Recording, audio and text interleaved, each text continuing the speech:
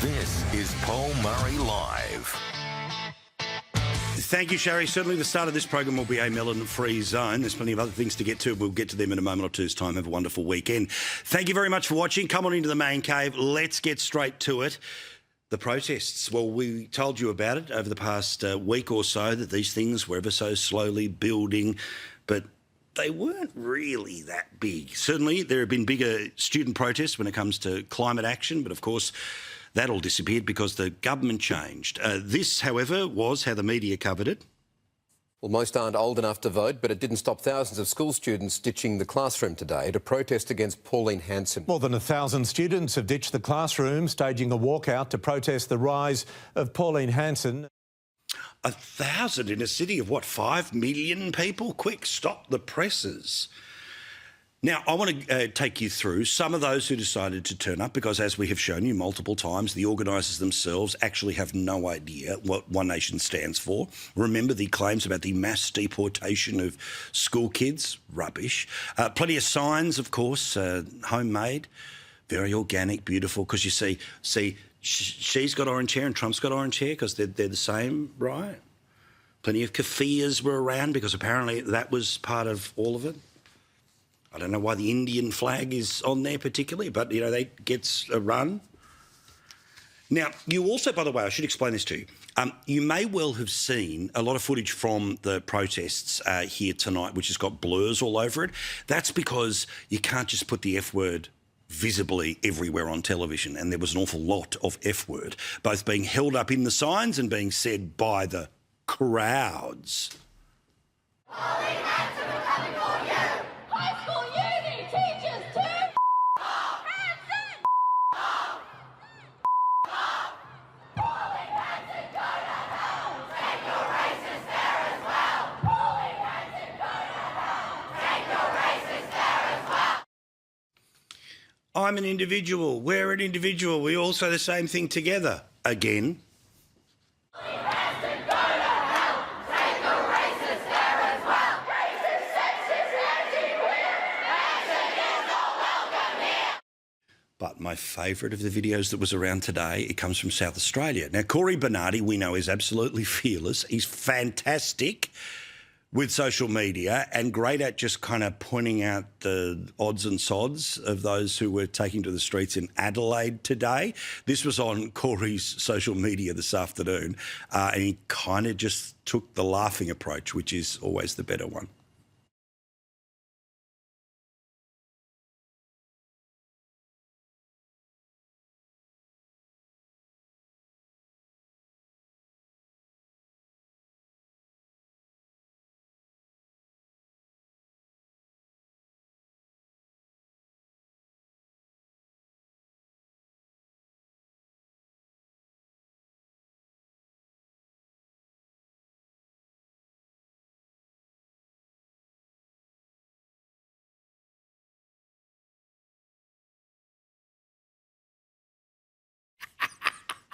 And what I love is that so few of them recognised the leader of the party that supposedly they know and care so much about that they took to the streets. Follow Corey on socials. He's very, very good. Barnaby Joyce, his reaction to all of this tonight? They're not interested in politics. They're following instruction from a socialist clique that has basically given instruction. I don't think if you'd gone to those students 4 weeks ago and said, explain to me the policies of the Labor Party, the Greens, One Nation, in a proficient form, so much so that you would actually go on strike, I don't think you'd have much luck. What I do believe in is that a group of, I'll call it for what it is, socialist, left-leaning organisers have basically given inspiration and instruction to students to manifestly portray their political views. And he's correct. Why we've told you about the socialist teachers, literally the ones who identify themselves as socialists in schools that exist in places like Victoria, that are literally using that label as their chief justification as to why they are running, including against the Premier in Victoria in the state election, and kind of to prove his point as well. And I know it's school kids, I know it's teenagers, but still, they decided that it was such an important issue that it was time to take to the streets. So how important is the issue? Policies I don't like what she says against immigration. We're here to say no to the fascist far-right policies of Pauline Hanson. Just how she acts and stuff, like, as my sign says, she is racist, sexist and a Nazi, and just no one really wants her as a president, or not president, like minister.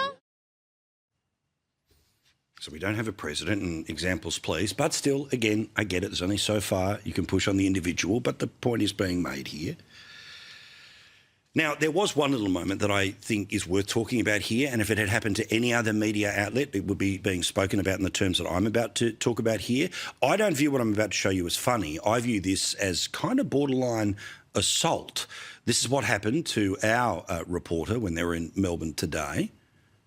As you can see, there's so many students out here protesting today. Similar sentiment to where Kaiser is in prison.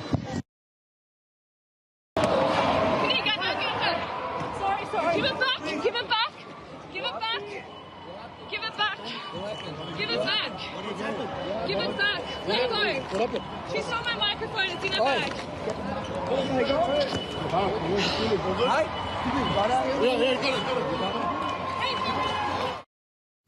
Now, can you imagine if something like that had happened at a far-right protest and it happened to a reporter from anywhere else but here? You can imagine what the reaction would be, but I bet you're not going to hear much about that beyond right now. Now, again, I don't know what is happening in terms of investigations and other consequences, but reporters, regardless of whether you like or dislike the institutions that they represent, they are not targets. It is not acceptable in any way, shape or form for anyone to go after the people who are telling the story. And, you know, it can be pretty intimidating. And good on Georgie, good on her team for the way they were there and the way they told the story. But just another reminder here about what is always sort of just below the surface. And you watch again, if that had been somebody with the ABC, we'd all still be talking about it. But let's see how many people over there on the ABC will mention it at all in the next 24 hours. Now, I want to talk about the Telstra shutdown because we got some interesting information today. The shutdown, of course, that happened a few weeks ago, the one that, of course, brought the Triple O system in parts of the country to its knees, hundreds of people not able to get in contact. Many businesses, of course, deeply affected. You remember it because you lived it. I went to go to the next job and no GPS, no anything. How do I prove anything?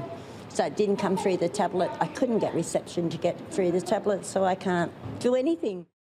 Oh, and the Communications Minister, when she's not double-checking the freebies that she can get or counting the tickets that she has on herself, well, she had the big finger wave not that long ago about Telstra. And now that Telstra has resolved its outage, it is time for Telstra to face the music. Wow. What is the music? Let's compare the pair, as they like to, with those union super ads, right? Now, we know that Optus went through this not that long ago, Telstra going through something similar. Optus was fined $12 million. Currently, no fine currently has been issued to Telstra. However, there is an investigation by the same people who handed out the fine last time. But Optus, remember, gave away a whole bunch of free data, but also had to compensate some of the customers. So how much compensation has Telstra, the biggest phone company in the country, had to pay to the businesses who weren't able to do business because the biggest mobile network in the country went down? Well, the Telstra chief executive, who delivered today a full-year profit result with a bang, says that the telco has fielded 30,000 calls from affected retail customers, will continue to work with the enterprise and small business customers who were disrupted during the high-profile outage. But according to the Financial Review today, the compensation bill for Telstra's big outage in early July, which Senator Hanson said was mass chaos across the country, less than $1 million, not in compensation but in credits. Again, Optus, they had to spend about $1 million in compensation for their customers. They had to pay a fine of $12 million. Telstra faces the music. They haven't even had to pay compensation. And yes, while there was a little knockback for the boss of Telstra, she is still getting a $700,000 pay rise, even though the network failed to the degree that it did. And I was quite lenient at the time because, hey, machines break, but you still get your bonus anyway? Wow, what a world. Oh, but they're going to face the music. And isn't it amazing? There's just no follow-up, is there, from the politicians? Oh, on the day that it's happening, oh, we're doing everything about it. Oh, and by the way, you may remember when we were discussing all of this, the concept of local roaming was something that was openly being suggested, i.e. When the Telstra network doesn't work, then you should automatically be able to use the infrastructure of Vodafone Optus to be able to get a phone call up, right? The same way when you go overseas that your Telstra phone ends up working on the AT&T network in the United States or BT in the UK. Well, the ACCC is now openly investigating whether this is the system that Australia should adopt so that when any one of our telcos fall over, that you will not end up falling into the hole with them. The only problem is it is the ACCC themselves who about 10 years ago said we shouldn't have local roaming. So the minister who waves the finger but no fine, no sense of compensation, the very people who said, no, we shouldn't have local roaming is now saying, let's have an investigation into local roaming. And the boss of the organisation that fails so badly, you still get the pay rise on top of the millions of dollars because it is such a vital piece of infrastructure. Oh, how the other 0.0001% live. Now, as you know, we talk a lot about mass migration in Australia because here's the truth.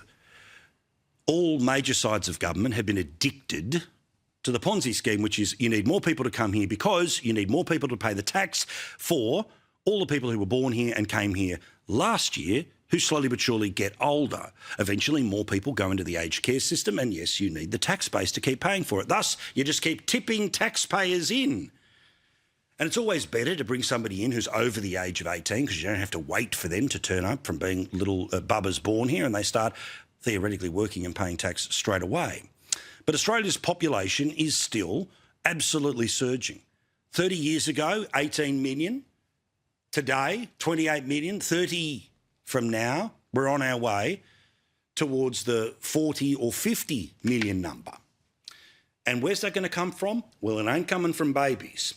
When you have a look at the Bureau of Statistics, this is what will happen to Australia's natural population increase, i.e. the number of people that are having a baby.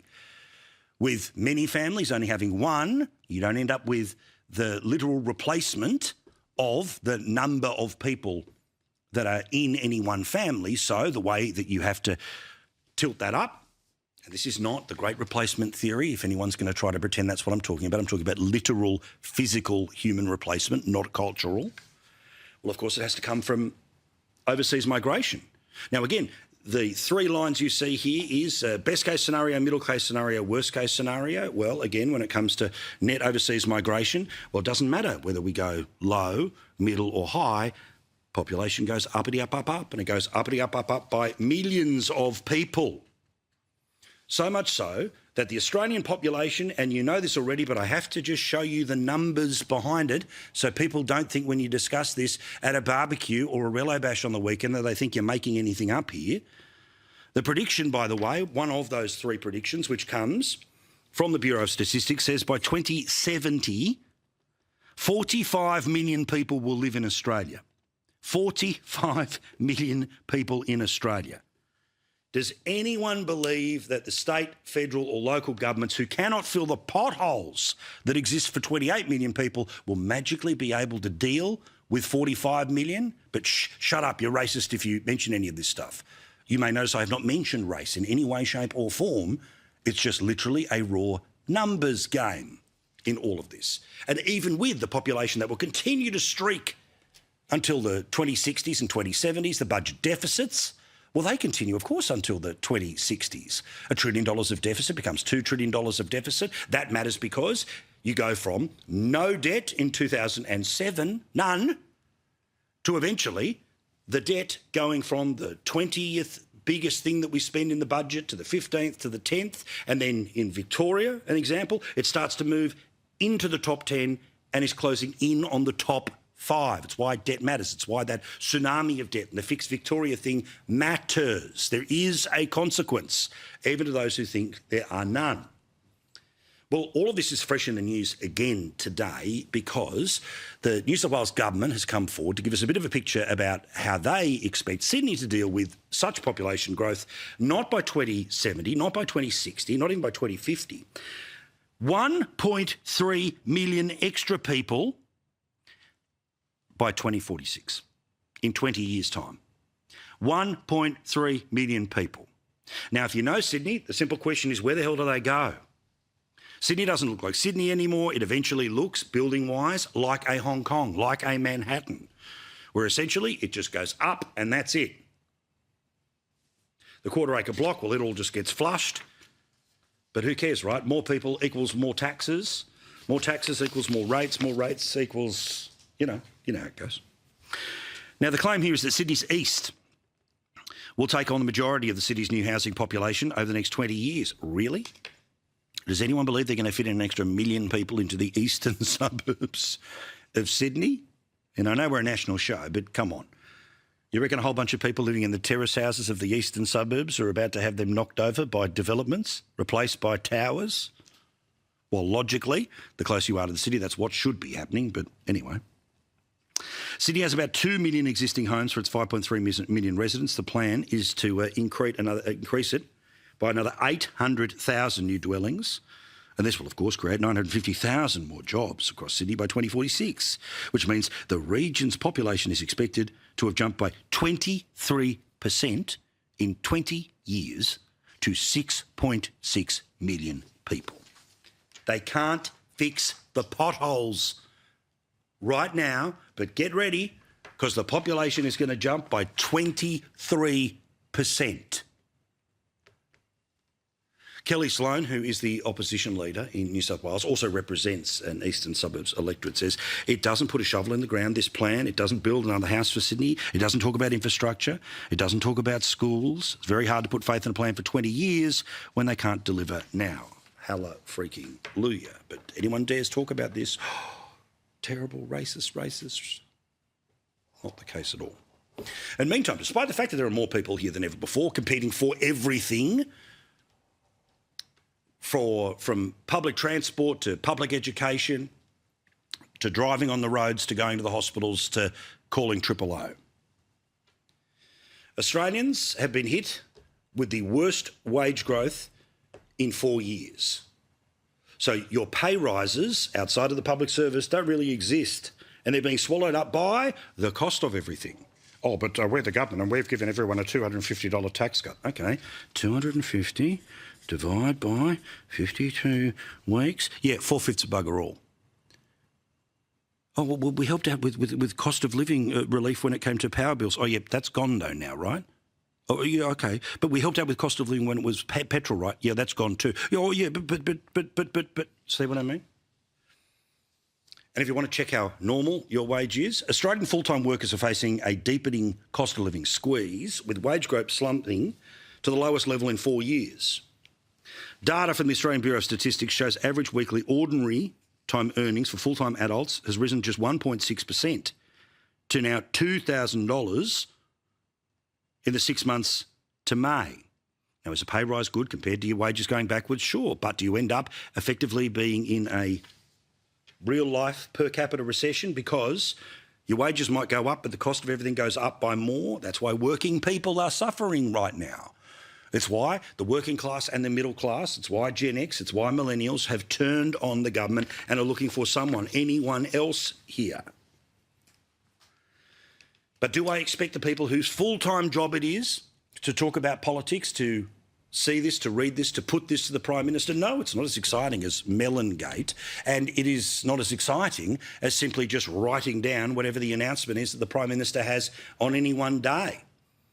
Perfect example about this, where I'm going to take a moment or two here to correct the record because I think it sort of matters.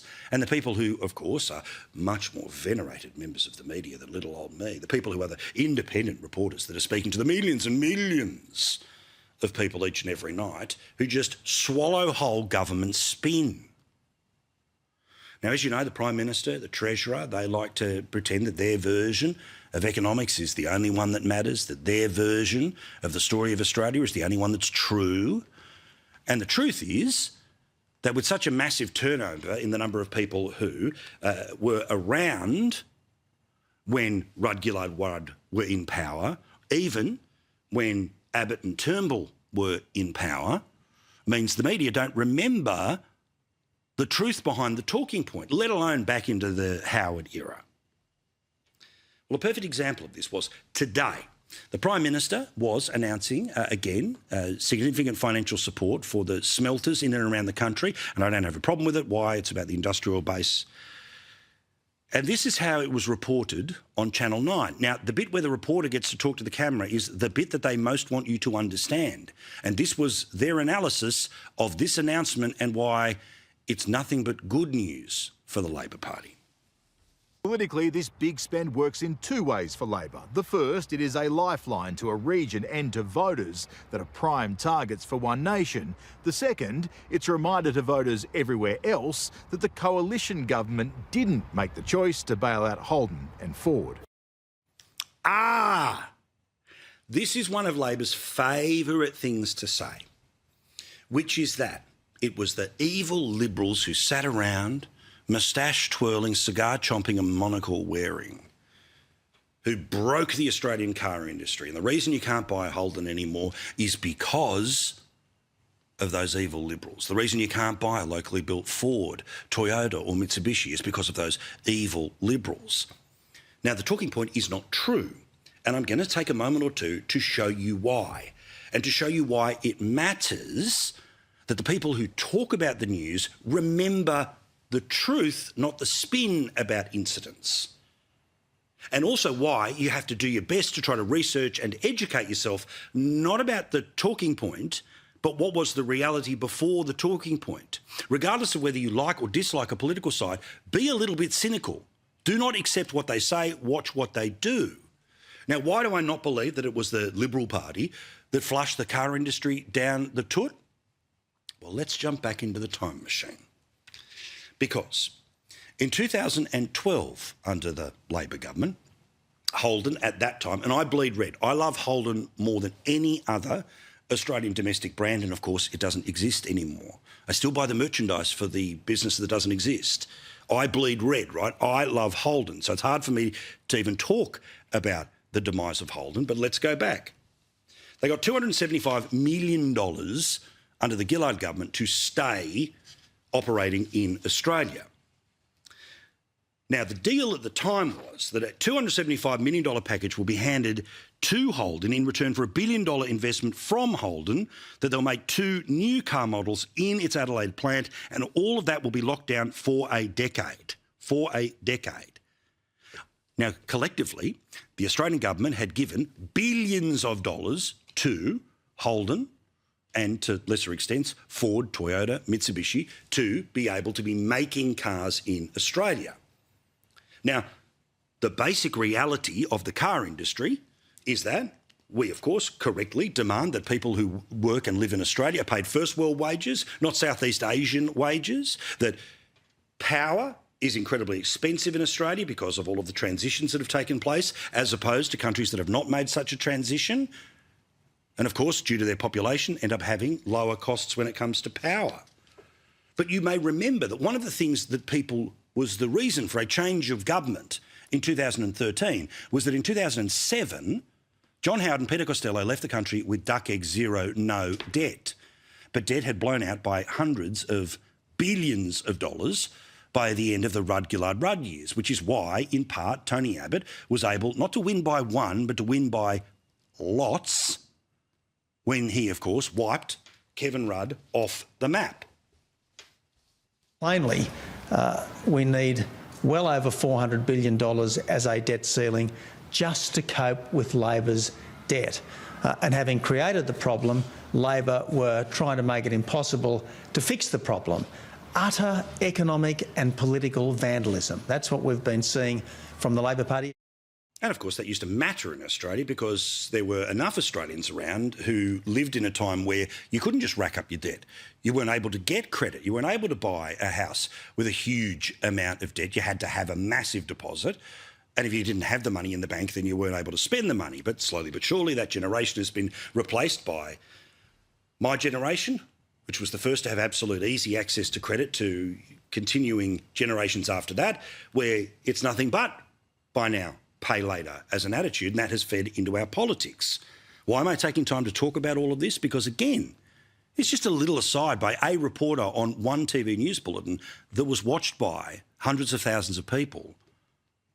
That the reason today's announcement was good, even though you don't understand, the most important message that he wanted to deliver tonight was it's good because it reminds us about what happened when it came to Holden.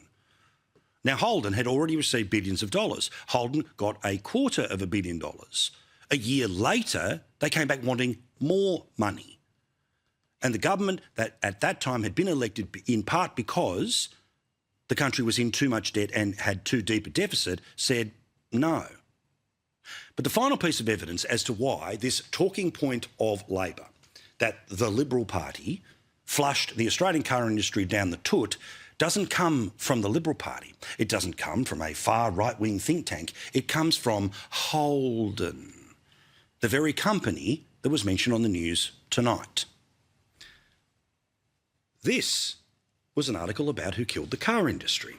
Holden's boss of international operations said the decision to quit Australia was, quote, driven purely by business rationale, not in any direction this government or any future government.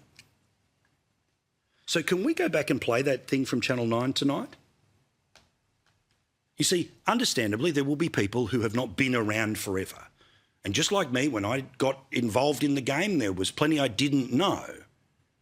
But a word of caution to everyone whose job it is to talk full-time 24/7 about politics. Don't believe the government, regardless of whether you like them or not, about their version of an Australia before they turned up. So even though, and I repeat, Holden said that it was driven purely by business rationale and not in any direction by this government or any future government, this is how history is remembered by those who can't be bothered to learn it. Politically, this big spend works in two ways for Labor. The first, it is a lifeline to a region and to voters that are prime targets for One Nation. The second, it's a reminder to voters everywhere else that the coalition government didn't make the choice to bail out Holden and Ford. I mean, if only there was this Google where you could find these things out. But, you know, who cares, right? As long as you do the Prime Minister right, so we'll send you the text, you get the one-on-one interviews, you get that little emotional tuck in at night. Triangle of dependence. It extends to the media too, because access is way more important than rocking the boat. Quick break, back with more. Lots to talk about here on Paul Murray Live. Who do you think is the winner and loser of the week? Jump onto the Facebook page. More in a sec here on Paul Murray Live, here on News 24. Thanks for watching.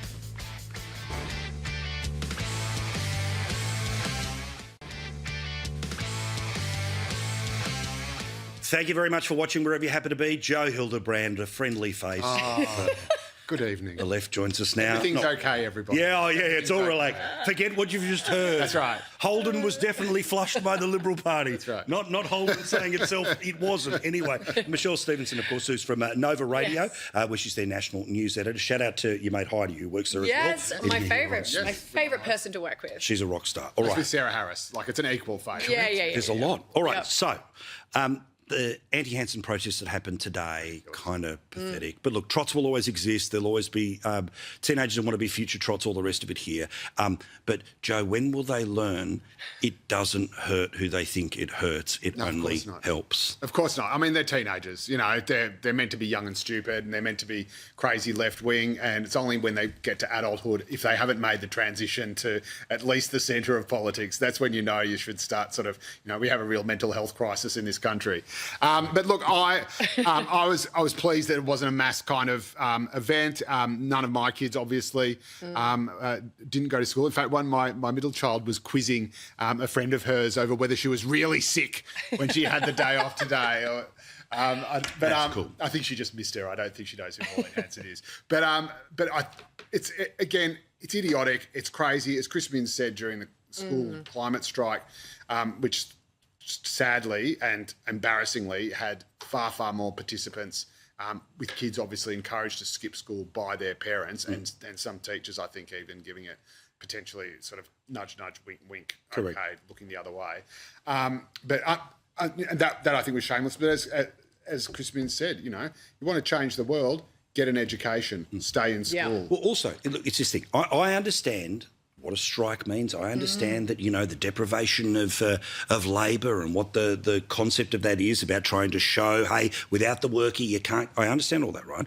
However, if they want to have these type of processes and get as many people as possible, have them on the weekend where you can, and if 10,000, 20,000, 30,000, you start to go, oh, okay, there's something here.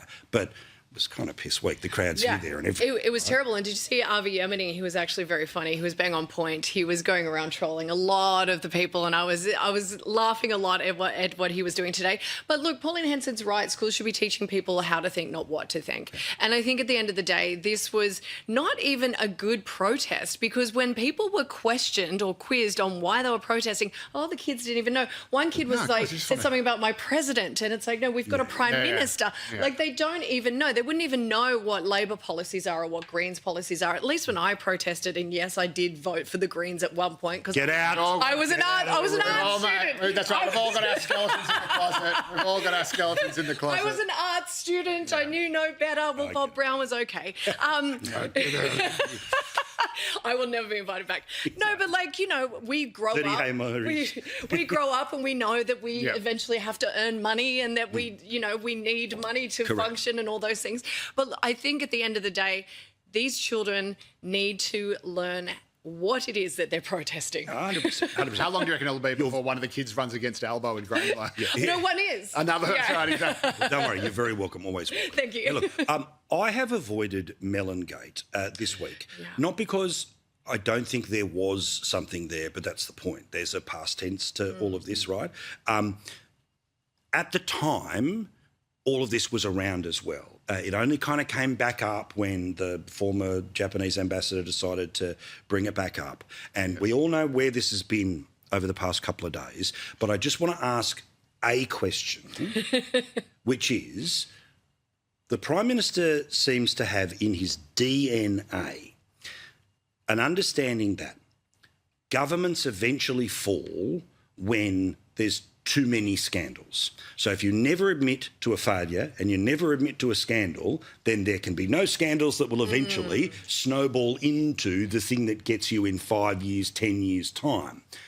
The other side of that is we can all see what he meant. Yeah. But there's a gaslighting to it that speaks to a whole other thing, doesn't it? Yeah, or is it 6-7, as the kids like to say? Look, at the end of the day, I think this is exactly why people are switching to One Nation, because no transparency in politics. They want their leaders to say, you know what, I screwed up on this one. I got it wrong. Say you got it wrong. Or even if you want to dig in, right? The way to dig, you can dig in with the who cares. You can dig in with the of all the things we can talk about. This is what you're asking. But instead, it's just sort of pretending that the relationship with. It's like now again, I think there was too much of it this week. Yeah, wait. The Libs too many questions on it this week. Sure, fine, fair enough. But if the Prime Minister seeks to quote that, make sure he quotes the rest of the program in question time if he wishes to admonish those who bring it up again, if they do next week. But again, in his DNA, this is the political strategy, which is it never admit fault, therefore there is no fault to ever admit. It is very much for people on the left of the Labor Party, not so much on people on the right. I mean, Chris Minns is always first to admit when his government has made a mistake. No one else did. Listen to you. I love You him love so Chris much. Minns. And Peter Beattie, of course, famously made an art out of saying, the most right-wing Premier Queensland ever had. What is the problem with what is happening with Mellongate? I cannot believe that's now a gate. The problem is, I think, not so much what actually happened or what was said on the podcast, which you would easily be able to laugh off. The problem is the left have built up such a kind of backlog of being outraged against similar or far lesser supposed breaches, claims of sexism or whatever, that he can't just sort of laugh it off. And so it's almost like the left has kind of bricked him in. So, Alba, my first thought would be, you just said, look, I've never been a politically correct guy. I grew up as a, working class kid.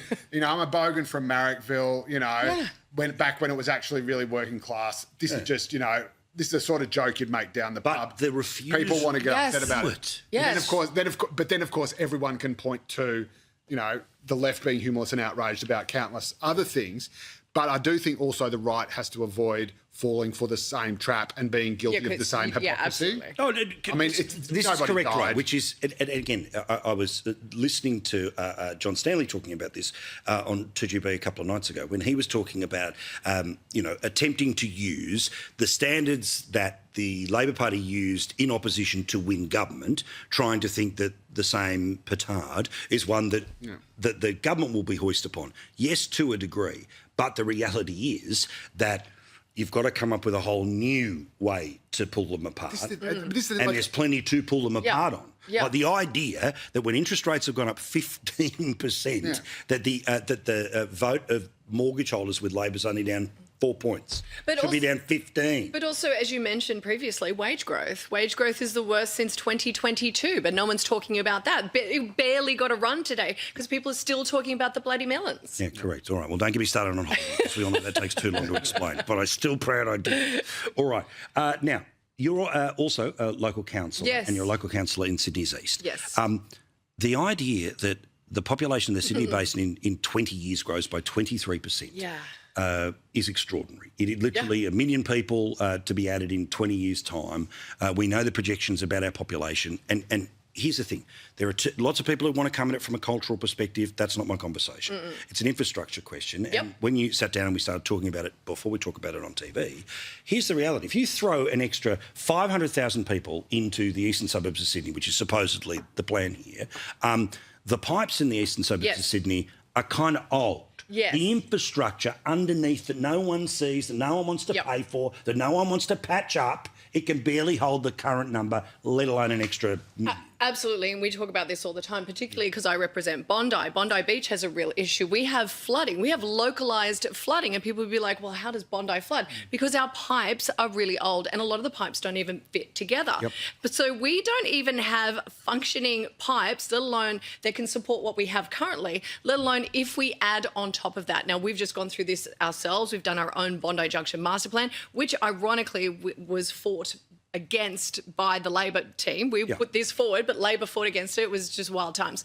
But, it's all about uplift. It's all about taking on more people. We understand density. We can take it in certain areas. But there are so many areas that cannot have that density. They cannot have that uplift, and we need to be practical about that. Well, and this is, again, it's interesting, the Chris Minns of things. And I understand national program, and, any chance to talk about Queensland, I gladly will. But just as a microcosm, because it is happening everywhere, the New South Wales government is in this position basically of saying, look, we can pretend it's not happening, but we're going to say it is happening, and we're going to put a lot of pressure on councils to deal with the idea that it is happening. But, Joe, to me, I don't see this huge amount of revenue that's suddenly going to explode either through the GST and go back to states or through property development to go to local councils for the idea that the footpath that was laid 50 years ago can put up with the foot traffic of 20 years from now. Yeah, well, firstly, you'd have to get the residents to agree to it because, of course, they were going to get a brand new train line in the lead up to the Olympics, and the residents protested against it. But look, I think it is, apart from Michelle's ward of Waverley, I think it is very important that, the wealthier eastern and North Shore suburbs carry their fair share of the burden of increased density and increased immigration, because at the moment we all know what's happening. Places like Blacktown are they're meeting their targets, exceeding them sometimes, Western Sydney, building thousands and thousands of new homes every year, whereas somewhere like Mossman, for example, couldn't even build the pathetic little, I think it was just a 400 or something they had to build, and they're not even doing that. So that is patently unfair when you have the Battlers of Western Sydney doing absolutely everything and copying much, much, much higher density, and you can't even get a reasonable result. And I know there's we don't want to bring back the Bondi cigar. I know we don't want to bring back the Bondi cigar. But this is your Lord and Saviour Chris Minns absolutely wedging East versus West. Isn't it brilliant? That's what he's doing. And he's trying to wedge the leader of the opposition because she represents that particular area. This is about politicking, and it's not about uplift. Well, and also we know that. Let's also be honest too, right? The changing of areas from quarter-acre block to mega unit blocks is also about changing the way they vote. right? Because there is going to be an awful lot more people, a lot more casualisation in the vote. And as we showed you before about renters, mortgage owners, that's why I keep talking. It is all kind of connected, right, kids? But no matter how urgent they talk That's wood voting these days. Yeah. Correct, right? Exactly. Okay, winners and losers of the week. Give me a bumper sticker for both. Joe, who gets the yay? Look, I would just say that the chick who hosts the Deep Bush podcast, Nikki Osborne. Nikki Osborne, she's from name. Nova. There you go. Yeah. So she She just keeps getting traction. She just keeps getting just endless amounts of free publicity for a podcast. I think I'm sure it's very popular among its own audience. And as a former Nova podcaster myself, I'm sure it's doing way better than mine was. Anything would do better than your podcast. That's right. I clearly wasn't asking the right questions. I had the Prime Minister on, and I didn't ask the right question. You never asked me about melons once. But what a victory for her. She's just got it absolutely all. Well, and she's just did a chat with Mark Burris as well, so you'll see that online. It'll all go around again for another couple of days, Michelle. I mean, for me, it has to be Senator Bragg. I mean, what a win. I mean, it was like an own goal. I mean, he just kind of stood up there at the press and just kind of... What I thought he was doing was announcing a migration policy, but no, apparently he wasn't announcing a migration. He just kind of freestyling. Just kind of went there, see what happens. Yeah, I mean, there's no consequence. I'm just going to throw this out and see if people say, yeah, we'll agree with that. All right, thank you guys. Do appreciate it. The way that we like to end the week each and every week is with our mate Colin Flynn of Ireland, but in the United States. He joins us next to talk about an art heist. There's a reason. We'll get to it in a moment or two's time. Don't go anywhere. Thanks for watching this Thursday night. Oh, how good's that singlet? I want one.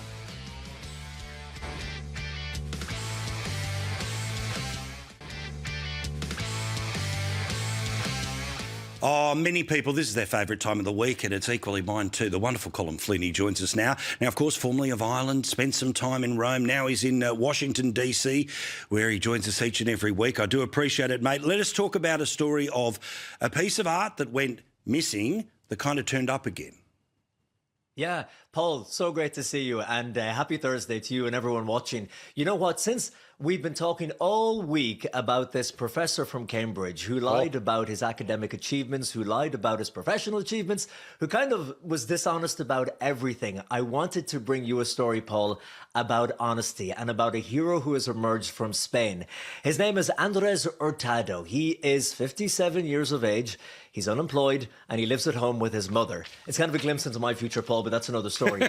He's just a cool guy. Wait till you see the vest that he wears too. This is outstanding. But he was recently on a visit to a town called Seville. He's from Murcia, a town in southern Spain. And walking along the street one day, he saw on the sidewalk a small painting beside a bag of trash, and it was in a frame. Now, here in the United States, you see this often. You see people put antiques and paintings and things they don't want on the side of the road for people to take. It's free, it's all yours. He didn't care too much for the painting, but he liked the frame, so he said, I'll take it back to my mother in Murcia, and it will be a lovely gift for her. When he got back, he noticed there was a signature on the bottom of it, Sorello. So he took a photograph, he uploaded it to ChatGPT, and ChatGPT said, hey, buddy, hang on a second. You found yourself a piece of treasure here. This is worth a lot of money. He went to a local auction house and they said this painting is worth 150,000 euro. That's 250 Australian dollars. And in Spain, the south of Spain, that could buy you a nice little house. Remember, our friend Andres is unemployed and he could have done with the money. So he thought this is brilliant and he had planned to spend it on a house. Here's a little clip of him talking about how he found it and what he was going to do with the money. I went to Seville on Saturday to spend 4 days there, and that Saturday after lunch we were heading back to the hotel when I saw it lying there on the pavement. So I picked it up without thinking much of it. Then I looked at it more closely and saw that it had Sorola's name on it, and I realized it could be a very valuable painting. When I got back to Murcia on Saturday, I thought, I'll sell it and buy myself a house. Yeah. Paul, by the way, I think there's a rule of thumb. Any bloke wearing a top like that is automatically a lovely, just a nice guy. An honest, nice guy. That's the rule. You want to talk about a preview into our future, right? That's mine. That's mine, right? When I don't need to be seen by anyone, that's how I'm getting around and I'm growing my hair out. It's going to be a good look, but that's going to be me every day. For some reason, in the past 2 years, I have developed quite the love of the tank top and no one needs to see that male side boob. But alas, I'm committed to it. I didn't want to say, but someone said that he is the Spanish version of Paul Murray, but it didn't come from me, okay? And they're with his mother. God bless the two of them. But you know what? So he was there. He had the thing. He was like, I'm going to sell this. I'm going to have a house. My financial problems are over.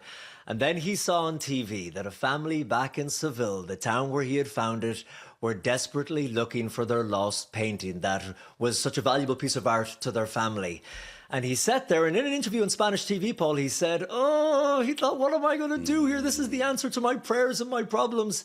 But he did the right thing. He was honest. He called the police and he said, look, I think I have that painting. They came, they verified it was the one, and they brought it back to the family in Seville. In return, they sent our friend Andres a check for €1,000. And with that, he said he went and took his mother for a dinner. He repaid his friend who he had money to, and he bought himself a new pair of trainers. But on TV, he said in his beautiful Spanish accent, he said, I would do it 1,000 times over again. You have to do the right thing, and you've got to be honest. So he's our hero of the week. Yeah, absolutely. Absolutely. Well, I was going to say, I don't know whether he could spare a small amount of it for a lotto ticket or just see what happens, see if 100 can become 250,000. But that's a beautiful story. Thank you, mate. Lovely to see you as always. Keep an eye out for other international versions of me. That's the Spanish version. I like the AI that you did with Caleb last week too. All right, quick break. Thank you, Colin. Quick break, back with more here on Paul Murray Live. Yep, we're going to get to it.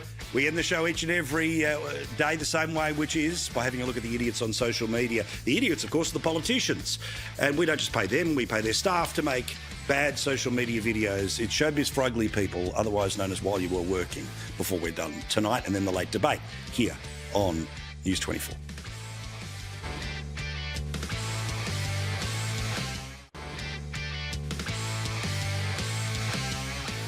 Now, as you know, each and every night we like to show you the bad social media videos of our politicians. Roll the intro, and then I want to explain a little deeper thinking here, which is not just about obviously showing you the silly videos, but what really annoys me about this is it's a further example about the dumbing down of things. Now, again, we are a show that gets very into the details, and again, some people don't really care about the details. As we've told you before, I don't think the great divide in Australia is about left and right. It's about whether you pay attention or not. And the reason I like to show you these videos, apart from, yes, how ludicrous they are, is I always say the same thing at the start of this segment all the time, right? Which is that you work really hard to pay the taxes. The taxes then, of course, go to the MPs. The MPs get multiple pay rises, and a decision by this government was to increase the number of staff that every MP has. In fact, at a cost of, I checked this today, $159 million. $159 million. Did they give it to Food Bank? No. Did they do anything to help the homeless? No. One of the biggest stated reasons why every single politician in Canberra needs somebody else working for them is because of the social media load.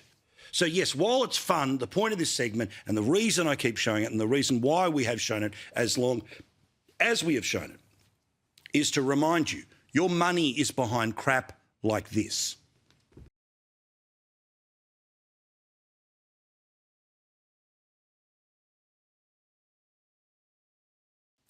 This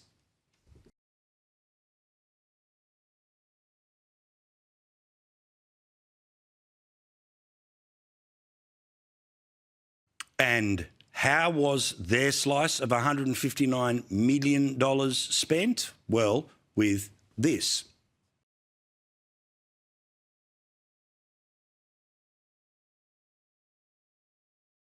The headlines. It's dumb. It's patronising. It's a waste of time and money. And that's not because I'm one of the original gatekeepers who's annoyed that they've found a way around the gatekeepers. It's because it holds the public in contempt. Not just because you have to pay for it, but because you have to put up with it as well. Have a great weekend. Go Yankees, go Tigers, and Chase is on the case. See you Sunday.